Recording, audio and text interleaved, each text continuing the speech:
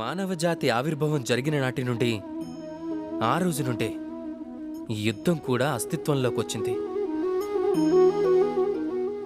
యుద్ధం కొన్నిసార్లు ధనంపై ఆరాటంతో ఎదురవుతూ ఉంటుంది. కొన్నిసార్లు రక్షణ అనే ఆయుధంలో కనపడుతుంది. కొన్నిసార్లు విజయదాహం తీర్చుకోవటానికి, ఇంకొన్నిసార్లు పరాజయాన్ని అధిగమించడానికి. కానీ ఇందులో వాస్తవం ఏమిటి అంటే, ఒకవేళ మీరు ముందుకు వెళ్ళాలి అంటే అవరోధాలతో యుద్ధం చేసి తీరాల్సిందే.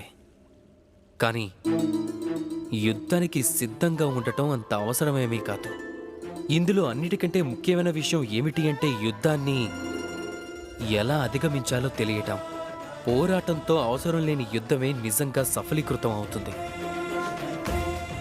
యుద్ధంలో విజయం సాధించి మీరు మీ గౌరవాన్ని పెంచుకోవచ్చు, కానీ మీ బలాన్ని కోల్పోతూ ఉంటారు. అందుకే సాధ్యమైనంత వరకు యుద్ధాన్ని అధిగమించండి, శక్తిని సంగ్రహితం చేసుకోండి.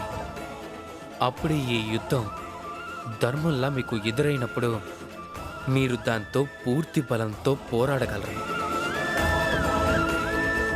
రాధాకృష్ణ.